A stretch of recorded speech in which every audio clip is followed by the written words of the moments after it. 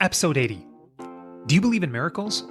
February 22, 1980 was the miracle on ice when the men's U.S. Olympic hockey team defeated the Soviet Union in Game 1 of the medal round in Lake Placid en route to the Olympic gold medal. 1980 was also the start of one of the most significant recessions in the 20th century and was also the year that smallpox was declared to be eradicated. Beyond MD, Episode 80, here we go! Hey everyone, welcome back. Thanks for joining me. It really feels like it's been a while, and I guess that's because it has been some time.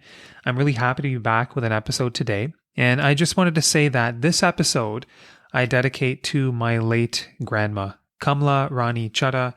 Unfortunately, my grandma passed away recently on December the 1st. She was 91 years old, and I feel like in this time I'm losing not just a grandma, but a really close friend. So she lived with my parents from day one until the very end, and we were very, very close. When I was a kid, she helped to raise me, and right up until the end, I talked to my grandma several times a week, and I joke with people that I have more inside jokes with my grandma than with really anybody else in my life. So I feel like in this time, I've lost not just my grandma, but I've lost a really close friend.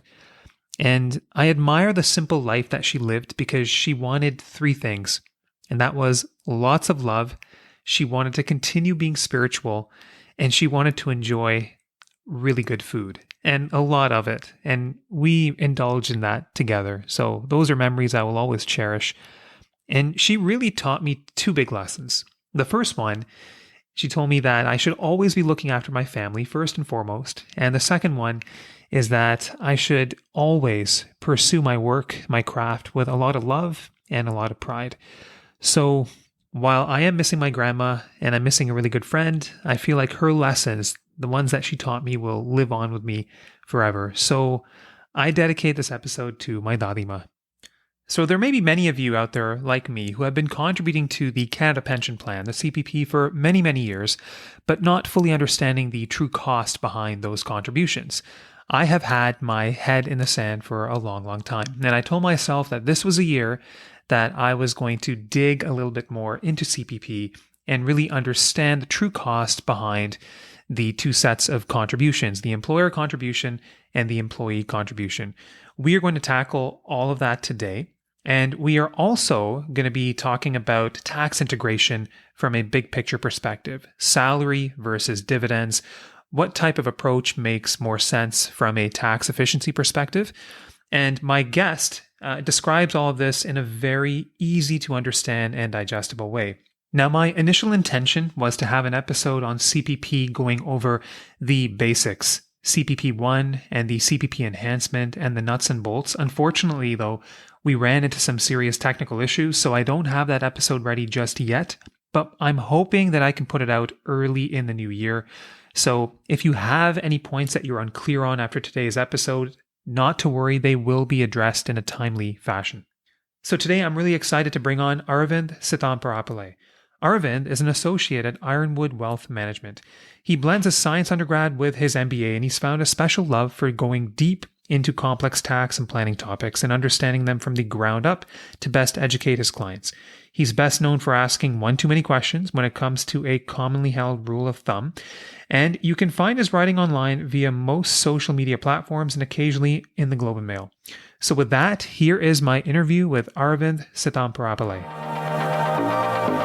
Hey Aravind, welcome to Beyond MD. I know we connected some time ago, and I've been following some of your work. I think you've written some really good articles, especially on LinkedIn, and I recommend anyone who's wanting to learn a bit more about tax and CPP. Arvind's a great person to follow, but Aravind, welcome to the podcast. Thank you, Yasin. Thank you for having me. Yeah, it's a pleasure. So Aravind, maybe tell us a bit about yourself professionally. What do you do? So I'm an associate at Ironwood Wealth Management Group. So at Ironwood Wealth Management Group, we are a wealth management firm. We focus on holistic financial planning. So that is everything from the investment planning all the way to sort of tax and estate planning for our clients. And I would say for myself, I have three main areas that I focus on, or three main clientele that I focus on. Focus on incorporated, business owners. So that's where often a lot of physicians or other healthcare workers will fall in. And then I also work with a lot of young professional families, usually in sales and marketing. And then third and finally, I have a core focus in midwives as well. I love it. I want to start the conversation today by talking maybe a bit about the basics of CPP and tax integration. Like, I think you have written a little bit about how tax integration in Canada is near perfect, but not totally perfect. Maybe can you elaborate on this a little bit? And you've also talked about how this can maybe reduce the cost of CPP, but I'd love to hear a bit more about tax integration. So tax integration is really fascinating. And so the idea of integration, that word, is the idea that for an incorporated business owner, if they have a certain amount of money, and to move away from like the technical tax jargon, the way I like to explain it to a lot of my clients is, let's say your business makes $100,000 in what we call pre-tax profit. So you haven't decided if you're going to pay yourself as a salary or as a dividend. And so what happens is, if you choose to pay yourself as a salary, that money goes out, the corporation doesn't pay any tax on it, and then you have to pay a certain amount of tax on it. If, on the other hand, you choose a dividend, the corporation actually pays some tax first because now it's considered corporate profit, and then the dividend is paid out to you. And so a lot of people look at just the tax that they pay personally on the dividend, and they say, hey, look, dividends are more tax efficient, or I pay less tax, forgetting that they paid a portion of tax inside the corporation. The idea of integration is when we add those two layers of tax on the dividend side, it comes out to almost the same as the tax that we pay on the salary side. Now, that high level, yeah, and that's the sort of the description of integration. Do you want me to get a little bit deeper on sort of the numbers around that?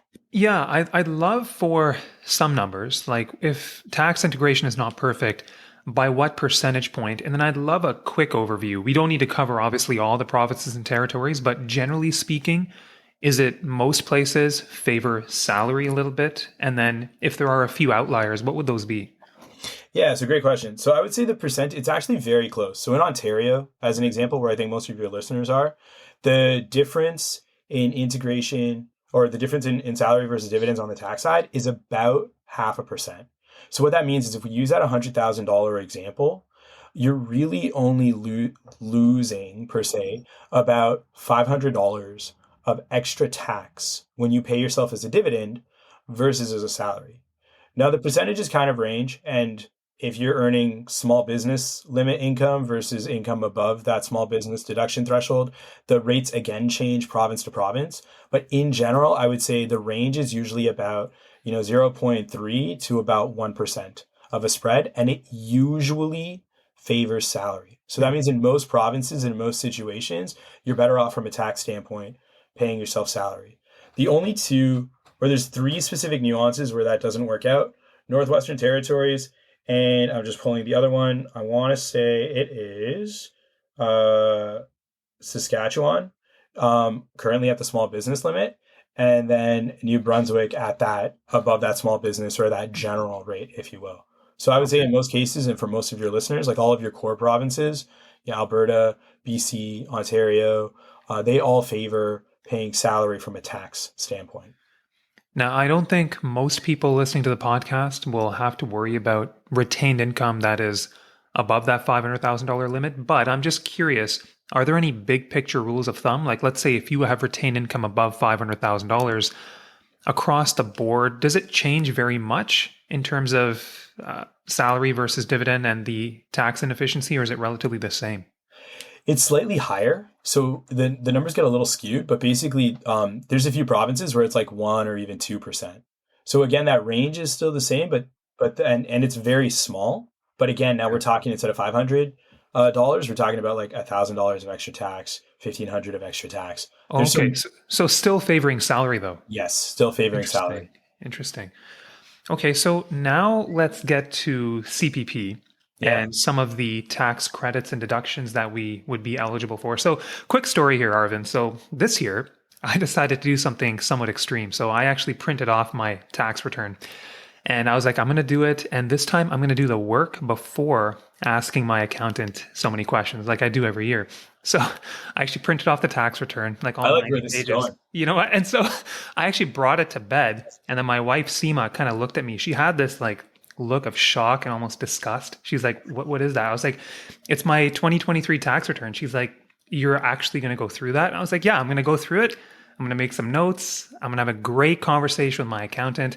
And then she quickly turned away from me, started watching her show. Like she wanted to have nothing to do with me at that point. So, anyways, what I saw was that there was a CPP tax credit Yep. on my tax return. And that's something I hadn't seen before. So that kind of got me thinking. And then I started following some of your work. So I want to get into the personal CPP contribution and then the employee contribution, then the employer. But on the employee side, how do the credits and deductions work when it comes Yeah, to so CPP? great question. And I think it's important to also take a step back for some of your listeners Yeah. who might be like, wait, hold on. What do you mean salary is better? Right? Because I know there's some myths and misconceptions that dividends are always better. So I want to take a step back because one thing that often happens is we just spoke about taxes and we didn't talk about CPP. Yeah. And so one thing that happens often is many people will say, well, hey, how come I still come out better ahead with dividends? And it's because when you pay into salary, we only spoke about taxes, but salary has an extra layer of, call it a cost, call it an expense, call it what you will, but there's an actual cash flow out, and that's CPP. When you pay salary, you have to pay into CPP. When you pay dividends, you do not have to pay into CPP. And that's why many people will still see their net cash, or their accountant will tell them, hey, in this scenario, you have extra cash on hand by doing dividends. And it's because you avoided paying the premiums for CPP. Gotcha. And so in that context, what you just discovered is something that many people don't see, or it's actually very difficult to bring all those costs together. So the default, what am I saving question that everyone asks is usually answered with, well, you're saving the amount that you would have paid into CPP, Right. which is in 2025 projected to be about $8,800 when we look at the enhanced CPP. So that second layer that's kicked in now. So I think it's important to start with that because many of your listeners, if they are used to paying dividends, or if they go to their accountant now and say, hey, after this podcast, I want to switch, they're going to get asked, well, it's going to be an extra $8,800. And that's what we're about to talk about, which is it's not truly that cost. So having set the stage for that, CPP is broken out into two pieces. There's the employer portion, and then there's the employee portion. So on the employee side, the first 4.5% is that base. So that's what existed first. If we go back through history, and I believe, have you had Jason Yee on your podcast? I talked to Jason yesterday. Yeah. Okay. Awesome. Yeah. So Jason Yee probably gave a little bit of a history behind CPP, some of the changes. And so the original CPP, the employee portion, got a tax credit. So 15% federally, in Ontario, 5% at the provincial level. So about 20% tax savings on that first 4.95% that has existed for the last number of years. So that piece comes out as a tax credit. If you're contributing the maximum amount to CPP, then we're looking at roughly about $600 to $670 of direct tax savings on your tax return. That's the original base. Now, everyone has probably encountered or heard of the fact that CPP contributions are going up, and that is as a result of enhancement.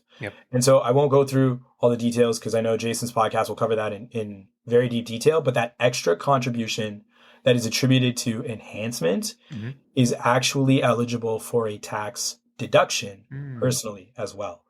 So the tax deduction, the implication or the benefit on that is actually going to depend on how much income you're taking out of your corporation. Right. Because as we all know, a deduction is more useful at higher marginal tax brackets. 100%. Yeah.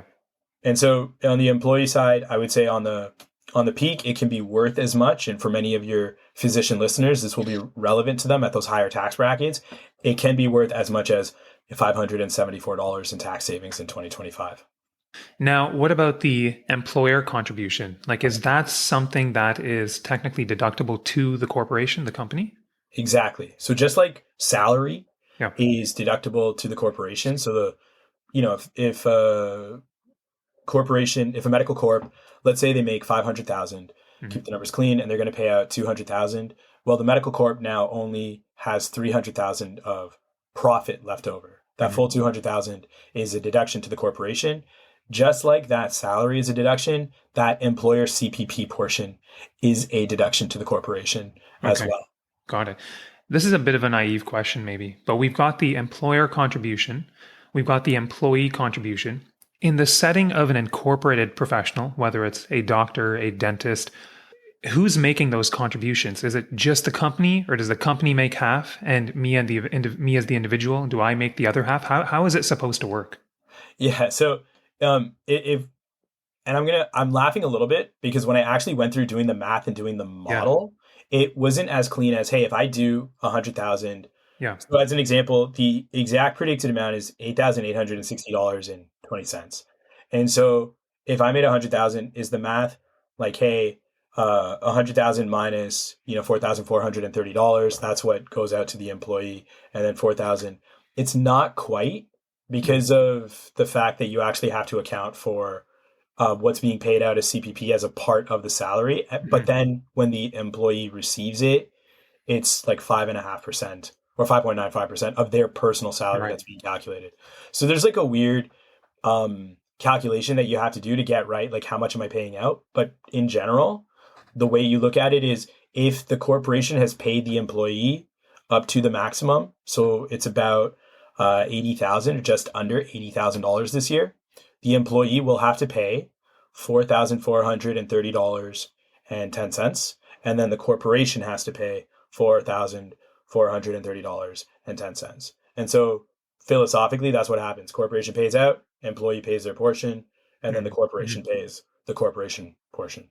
I Okay. hope I didn't confuse anybody with that. No, no, that's helpful. So now that we've talked about some of the tax credits, some of the tax deductions, and we've touched on tax integration and some of the inefficiencies that lie within there, if we put all of that together, I want to really try and nail down what is the true cost of CPP. Yeah, and that's a great question. And I've actually got, so if we want to play around with some numbers in Ontario, I opened up my handy dandy spreadsheet as well, just to make sure that we've got the exact numbers. But as an example, in Ontario, the peak amount that, and the way I did this, actually, let me go back for all of your listeners who like to hear about the methodology behind the research, if you will. What the best way to do this was, everybody pays themselves a different amount, right? Yeah. Every physician is going to work a certain number of hours, or their specialty will have a certain amount of income. And so it's not one clean cut answer, because deductions are more impactful at higher tax brackets. Mhm. Integration is a tax on every single dollar that comes out. So as an example, we talked about 100K, that's a $500 difference, but 200,000 means a $1,000 difference. So what I did is I said, well, what happens if we took $1,000 of pre-tax profit Mhm. and we paid it out as salary, and then we paid it out as dividends? Mhm. How much more do I have if I actually pay it out as dividends? Now let's do that for $2,000, in 3,000, 4,000, in $1,000 increments, from 0 all the way to 300K of pre-tax Mhm. corporate profit. Mhm. And so what we realized was, as in the beginning, so from 0 to about 80K, as you're contributing more and your CPP contributions are going up, Mhm. the cost does go up, and it peaks in at $6,250, around the $88,000 threshold. So if you paid out 88K as dividends, Mhm. you would receive about $6,250 more than if you chose to flow that out as salary. But on the other hand, from there, it actually starts to come down. So Mhm. the amount that you have, or the amount that of extra money that you would receive by paying yourself as a dividend, starts to decrease from that $6,250. And so the extreme example, let's say 300K of profit that you now chose to flow out as a dividend, you do receive more, but you only receive about $3,387 more in hand. Oh, wow. Okay. And so it's a lot less than this $8,860 assumption.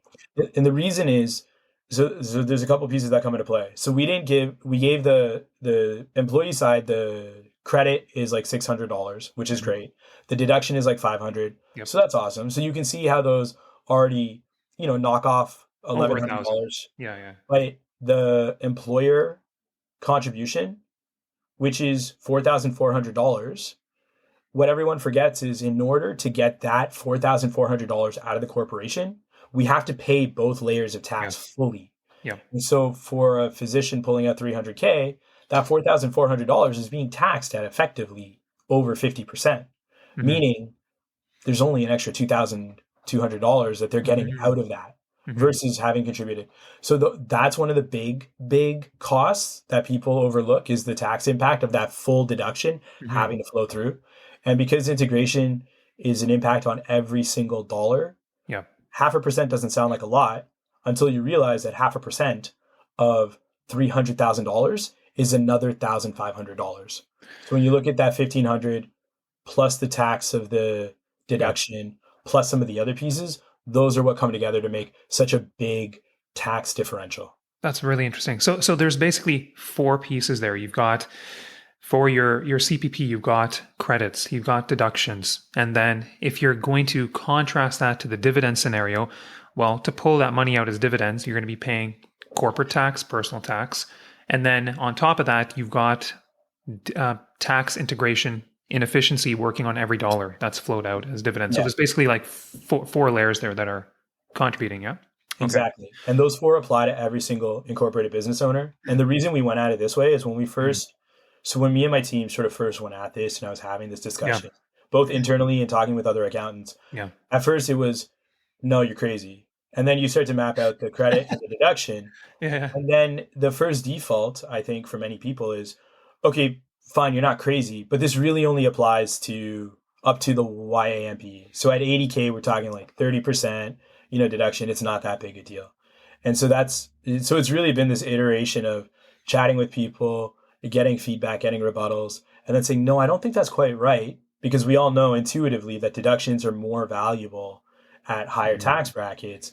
And so that's where it ended at this methodology of saying, I think the only way to prove this is to do the increments. And I can send you the screenshot if you want to include it somehow in the podcast or include a link or something like that so that anyone can look at the graph. Because I think the graph is really let's put a link to it. We'll put a link to it for sure. Decline over time. Yeah, absolutely.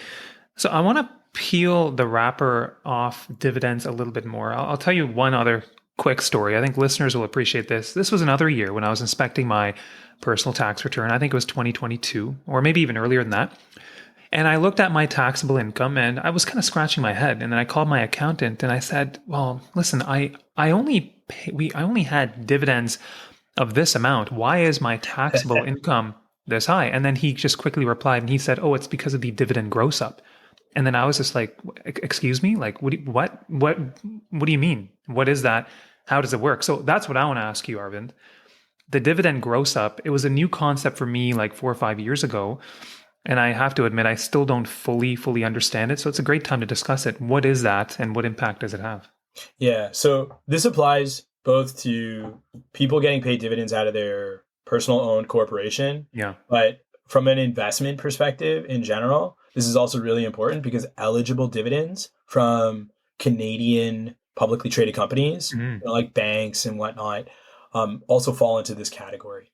And so what happens, so again, to peel the layers back and give context, we just talked about how the corporation has to pay tax on the profits that they earn. And then they pay out the dividend.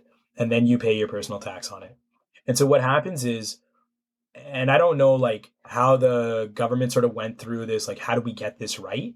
But essentially, in order to make sure that you aren't double taxed personally on that income, what they do is they gross it up. So they multiply it in the case of non-eligible dividends, which is what most physicians will pay under that small business threshold. They gross it up by 15%. And that 15% is roughly meant to bring the income back up to what that pre-tax corporate profit amount would be. So by multiplying it by that extra 15%, it gets it pretty close, not quite, to the original earned amount in the corporation. Okay. And then there is another sort of multiplication or calculation, and that accounts for the dividend tax credit that you get. So if you inspected your return, you might have noticed that your stated income was higher, but then you would probably notice that there is a dividend tax credit sort of further down the line that offsets some of that tax. I'll inspect that on the next tax return for sure. I'll be looking out for that, yeah. So when your stated taxable income is higher, you're like, wait, hold on. Does that mean I'm paying more tax? Well, yes, in a way. Like the tax return shows that Yatin would owe more, but then there is an actual credit that is provided to you that offsets that tax. And that credit is meant to reflect the taxes that your corporation already paid. And so that's why integration is really close and pretty good, but not quite perfect because of some of these rounding errors in like the gross up effect and then the dividend tax credit and how much the tax credit offsets the taxes that you would owe. And so the tax credit is meant to reflect the taxes your corporation paid.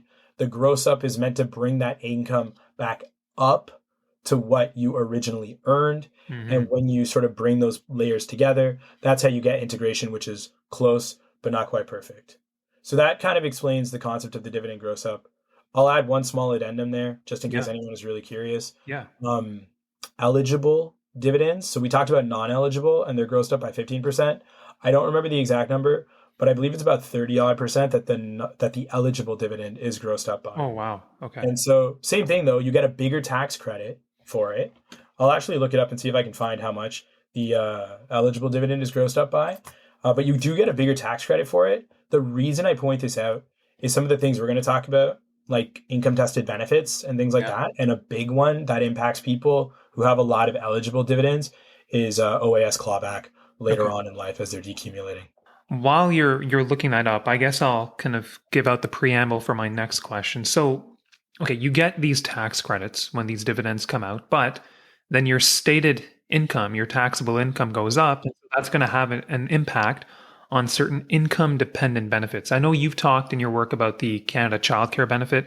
I went to CRA's website. I looked through their algorithms. I did some calculations, and it didn't seem like we were going to be eligible for that. But I thought maybe you could shed a little bit of light on CCB, the Canada Childcare Benefit. And then part two is, if one's not eligible for that, are there other kind of income-based benefits that somebody may be eligible for that they don't know about already? So first, for anyone who's curious, eligible dividends are grossed up by 38%. Ooh, okay. All right. Good to know. Yeah. Now keep in mind, again, you get a tax credit. You get the tax credit. Yeah. It all kind of offsets. It does just come down to some of these other like weird tax nuances that we're talking about. Yeah. And so Canada Child Benefit, it is kind of complicated and kind of simple at the same time. The simple element is if you have more kids, you get more money. The complicated element is they give you a different sort of base amount for children under 6, and then a different base amount if you have children over 6 up to the age of 17. And it changes for the amount of kids you have. So if you have more kids, that base amount is actually multiplied per child. So with 1 or 2 kids, roughly the household income has to be under 200,000 or around 200,000. And then for more kids, that sort of income threshold before you stop qualifying for Canada Child Benefit raises and raises to the point where at 300,000 for 4 kids under 6, you can still actually receive a small amount of Canada Child Benefit. Now, I don't know many families that are having, 4 kids that tight together, but Yeah. I just felt I should throw that out. And so the point that I want to make about income tested benefits in general, so this applies to at lower income thresholds, it applies to things like the sales tax, Trillium credit, things like that. At higher incomes, unfortunately, there aren't really any that I know of per se, save for everyone is obsessed with OAS clawback, and OAS clawback functions in a different but similar fashion. And basically what happens is for every extra dollar you earn, there is a certain percentage that these benefits are reduced. And so in the case of Canada Child Benefit, the percentage changes based on the number of kids. But in general, for every extra dollar that you are pulling out of your corporation, your Canada Child Benefit, if you receive any, does actually get reduced by a certain percentage.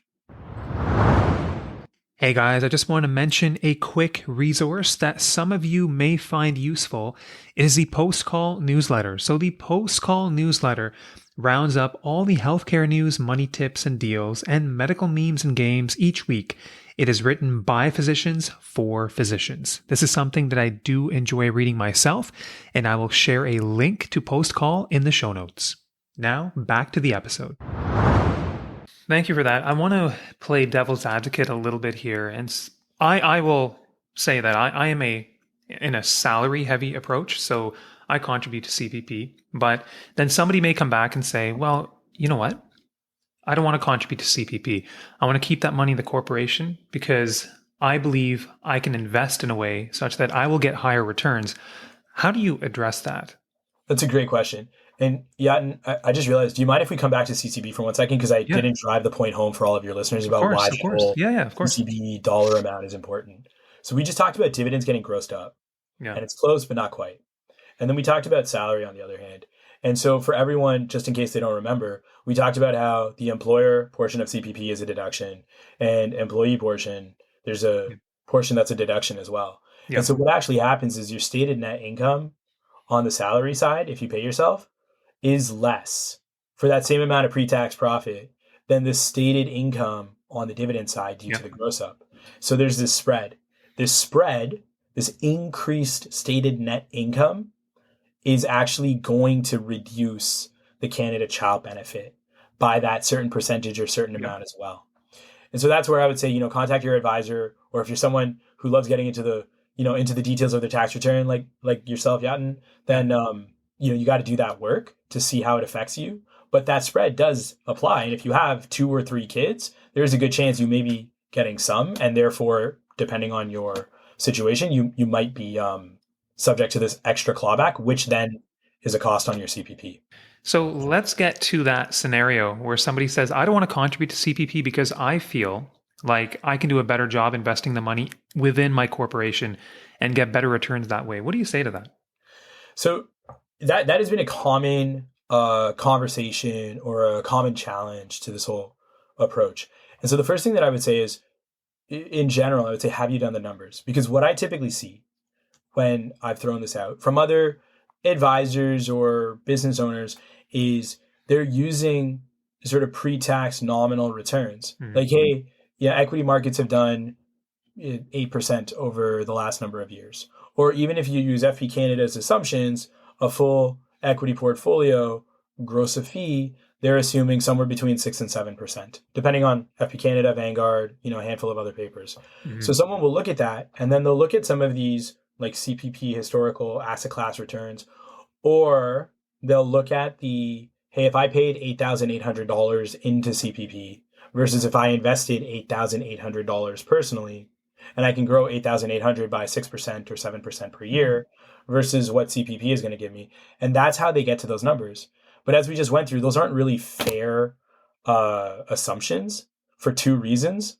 First is you're not actually paying $8,800 into CPP. You're paying a lot less Right. versus had you taken that money personally. So what is the starting amount that you're looking at? And the second is, if you're investing in your corporation or if you're investing in a non-registered account, there's tax that you have to pay all along the way. So that 6 or 7%, well, the dividends are going to get taxed.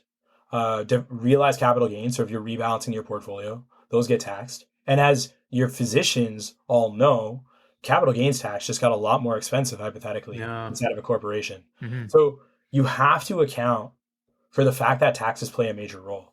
Now, the other piece, and this one is I think it's important, but I think many people look at it as like a behavior or a choice piece, is you're taking on a lot of risk when you're investing in a full equity portfolio to get those returns versus the fact that CPP, by the nature of the government sort of backstopping it and a predetermined formula is a guaranteed payout. So is a full equity portfolio the right thing to use, or should you be using like a GIC or a bond portfolio? Now, different people have different perspectives on this, but I think it's really important to note that when we get closer to the end of our life, a lot of us love the idea of some element of security or guaranteed income because that's what we're trying to do with our money. Yeah. Given all of these pieces, there's no clean way to, you know, say, hey, this is how you compare apples to apples. So what I actually did was I said, well, let's look at a couple case studies. What if I took a single year of contribution for different age populations, different scenarios, like if they're a family with kids, if they're closer to retirement. And if I say we're going to contribute for a single year, right? So I'm going to map out a single year of CPP contribution. And then I'm going to take that single year of entitlement at retirement. How much will I receive? What happens with taxes? Because I'm going to have to pay some tax on it. And then what is my what's called an internal rate of return? And for anyone who doesn't know what IRR or internal rate of return is, it basically says, hey, if I paid a certain amount, so if I paid, $3,300 today, 30 years later, I'm going to start collecting some amount of money let's say $4,000 a year, or $2,000 a year for the next 20 years, what is the rate of return that takes this 4,000 that or 3,000 that I paid and turns it into this income stream in the future? And that would kind of be like, what is the hurdle rate that I need to make to compare it to CPP? And that was the way I went at it. Now I can talk about the numbers, but first, did I explain the methodology? Yeah, perfect. That was great. So for our young physicians, and this might actually be even a tad younger, because I know many physicians don't incorporate until, like 30 or later, because they might be using a lot of that income to pay for a mortgage. They're really only just wrapping up residency. But for a successful business owner at the age of 26 who incorporated, when I map those numbers out, if they're pulling out $150,000 of pre-tax profit, that IRR, if they died at 85, so if they started collecting CPP at 65 and they passed away at 85, that after-tax rate of return is about 3.68%. Okay. If they die at 95, because now they're collecting for a lot longer, and as we know, like average lifespans and mortalities are such that often when we're talking about financial planning, we're projecting all the way out to 90 or 95. If they die at 95, it's 4.3%. Now that's at 150K. I know many physicians are probably pulling out a bit more, and so I mapped out 300K. And at 300K, that rate of return, that hurdle that you should be looking at, is 4.5% if you're dying at 85, and 5.08% if you're dying at 95. And that is a guaranteed after-tax rate of return. After tax. I think that's the key there, Aravind, because so many times when I hear about projected returns or IRRs, I rarely ever hear about a discussion around after-tax returns. Like, what are you actually going to keep? And so I think that's an overlooked point, and I'm really glad you're bringing that up. So I will say the assumption, just so anyone is curious, is I said we're going to do 150 and 300K of gross profit to get one full year of CPP contributions. So they still have the ability to pay and get that entitlement. And then they're going to start collecting at 65. And I tax this hypothetical case study at 43.41%. Because ideally, if you're deferring money, you're trying to defer to get from 53 down to at least at a base minimum 43%. So those were the assumptions I used. Now, what's really interesting is that's age 26. But what actually happens is if you are contributing, and each year is different, right? Because each year we can choose to pay ourselves as a salary, or we could choose to pay ourselves as a dividend. The later you are in life and you're making those contributions, the better that rate of return is going to look, because you don't have as long a time period before you actually get another, you get your CPP, you get that entitlement. And so for someone at age 64 who makes 1 year of contributions, if they're eligible, and not everyone will be, but again, this is where doing the deep dive, figuring out your eligibility is important. At age 64, if they contribute for 1 year and then they start collecting in the following year, if they die at 85, that 150K individual, that IRR after tax is 6.94%. And at 300K, dying at 85, that IRR is 11.67%. So now we're hitting double digits of after tax.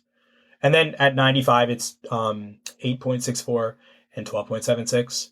But what the trend shows, if you kind of looked at each year progressively, is the implication of CPP is that the hurdle rate of return becomes a lot higher as you get closer to collection date, if you will.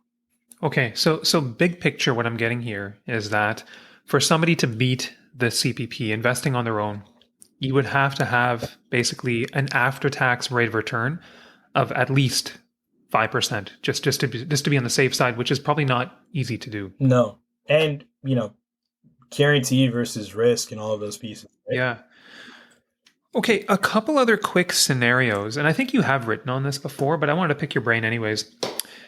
A common approach that people will use who are incorporated is that they will pay themselves salary. Salary allows them to contribute to, CPP and also the RSP.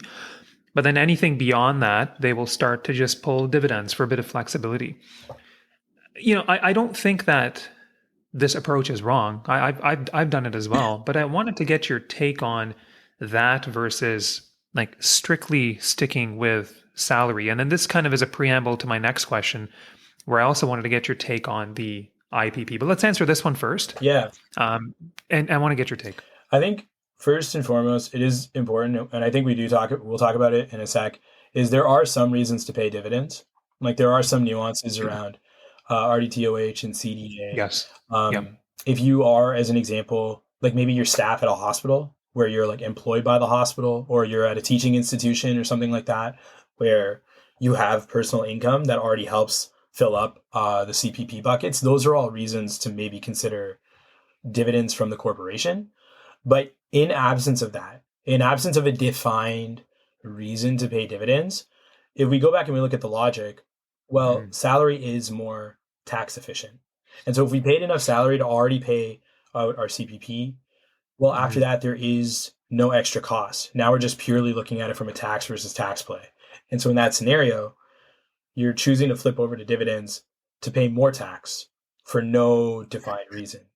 And so I would say if you are already in camp salary, then you should just continue with salary all the way through, especially because it creates, some benefits for other things like stated income for IPP and whatnot. But I would say, in absence of an actual reason to pay dividends, if you're flipping to dividends after you've already covered CPP, you're actually choosing to go from a more tax efficient strategy to a less tax efficient. Okay, and that's because of the small hiccups in tax integration as we discussed. And also I do want to mention to people, a lot of people already know about the loony doctor Mark South, but when I've gone through his blog, he's done some amazing work on RDTOH and the capital dividend account. So reasons to maybe adopt a dividend approach. And he's done great work on that. So people want to check out the loonydoctor.ca. It's a great resource. I think, Aravind, you are a good person to ask what your take is on the IPP, because often I'll hear the individual pension plan, the IPP discussed within our community, but I like to pose the question to people who do think about this on a day-to-day basis. You think about planning, you think about all these strategies. I'd love your take on the utility, big picture of an IPP for an incorporated small business owner. Yeah, I think the IPP is great. I think philosophically, if we're talking about sort of your listeners, physicians, if you will, I look at IPPs philosophically, right? You won't find this in sort of the legal explanation of what an IPP is or most of the descriptions around it. For anyone who's heard of an IPP, it's basically like a personal defined benefit pension plan. The employer is always the sort of the backstop or the guarantee of this pension plan. And so philosophically, for your incorporated physician owners who are their own backstop, I look at it as like a supersized RSP, because you get to put more money into the IPP. All of the, investment growth is truly tax deferred. And then some of the fees that are associated with it are now also a deduction to the corporation. And so in that context, there's been tons of research already. Looney Doctor, Jamie Golenbeck from one of the banks, I cannot remember which bank he's at. Yeah, CIBC. They've all sort of discussed how RSPs in general, when you're thinking about diversified portfolios, are more tax efficient than a corporation. And so probably even more so now with capital gains tax. So if you liked an RSP as a physician, then in my mind, you should love the IPP, because philosophically it's like an RSP with slightly better deduction capabilities and more room. And then, all of the other components with like the IPP being able to pay out yourself and qualify for pension credit and things like that. Yeah, okay. Your perspective is very useful there. Thanks, Aravind. Now, I want to wrap it up with just discussing, I talked to Jason Yee about some scenarios about what the CPP payout would look like later in life, accounting for the basic CPP and then the enhancements.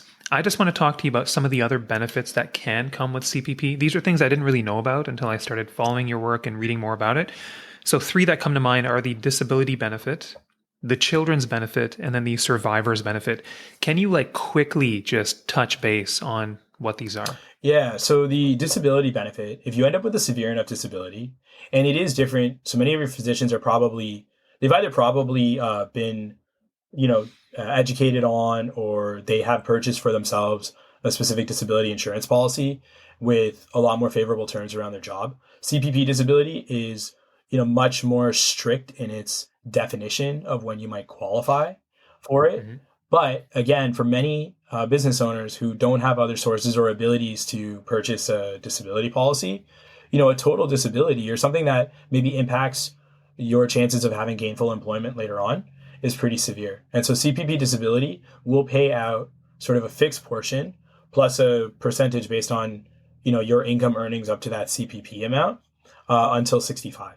So if you end up in a situation where, God forbid, you're paralyzed or, you truly can't work anymore, CPP has a disability portion that kicks in.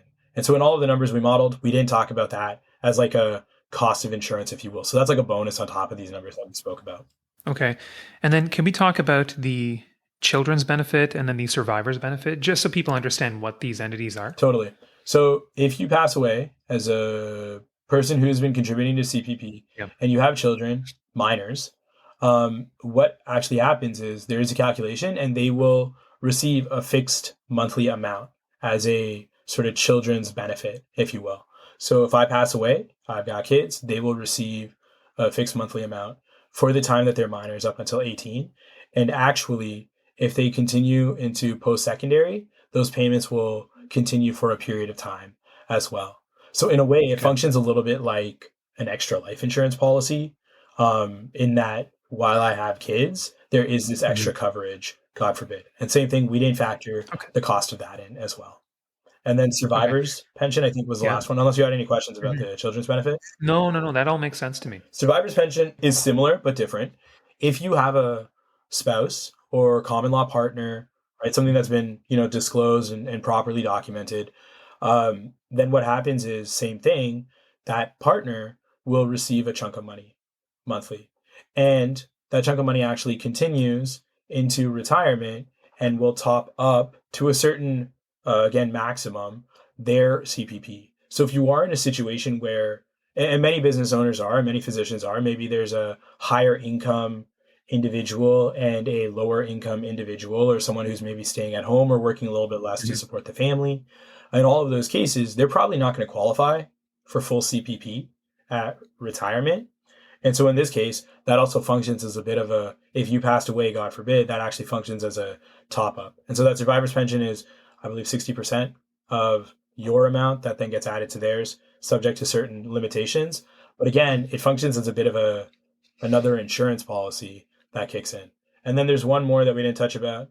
Very small, very minor, but there is that, flat death benefit of $2,500 that gets paid out when you pass away. And it's meant to help cover, final expenses and whatnot. So CPP does pay out a very, very small nominal sum at that time that you pass away. Is that just like a one-time sum? Yeah, it's just a one-time. Oh, okay.